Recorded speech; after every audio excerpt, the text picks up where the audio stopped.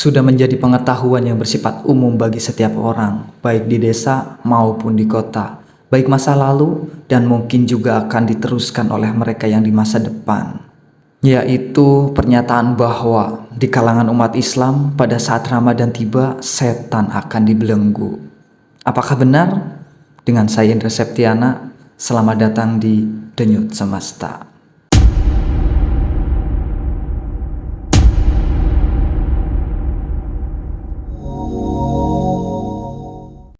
Sifat ilmu sendiri terbagi menjadi 3. Yang pertama, sifat ilmu itu berkembang. Yang kedua, ilmu itu bersifat universal.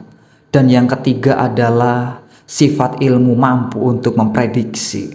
Saya ulangi, jadi sifat ilmu itu berkembang, universal, dan memprediksi. Kembali ke pembahasan, lantas apakah benar setan itu dibelenggu? Sebenarnya kita hanya perlu mengembangkannya saja dari pertanyaan tersebut.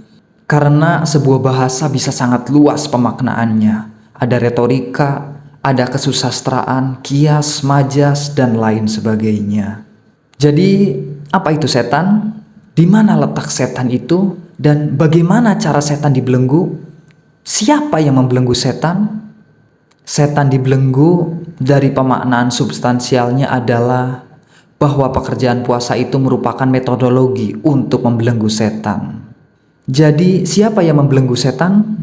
Manusia itu khalifahnya Tuhan, dan kata khalifah sendiri jika ditarik akan berujung pada pengganti.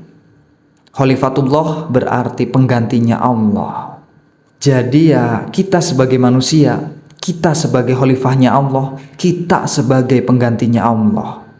Sudah jelas proposalnya, masa kita menyuruh Allah untuk melakukannya? Kita yang membelenggu setan tersebut.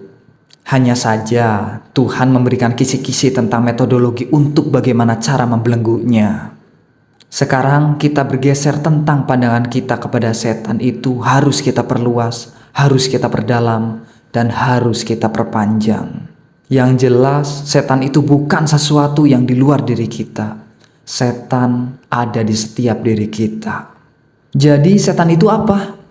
Setan itu bisa berupa frekuensi, virus, kuman, sel, atau hal-hal yang bersifat subatomik dalam diri kita. Jadi setan itu sebuah potensialitas yang memang harus terus kita selidiki.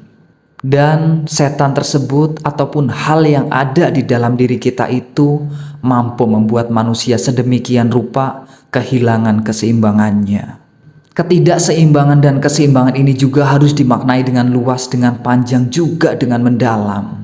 Puasa ini membuat kita memiliki jarak untuk mencoba, menghitung kembali frekuensi-frekuensi mana saja, faktor-faktor apa saja yang selama ini mengakibatkan ketidakseimbangan dalam kehidupan kita sehari-hari. Sehingga muara yang ditimbulkan dari ketidakseimbangan itu adalah produk-produk destruksi, baik kejahatan ataupun keburukan. Puasa adalah sebagai desain antivirus bagi diri manusia. Wassalamualaikum warahmatullahi wabarakatuh.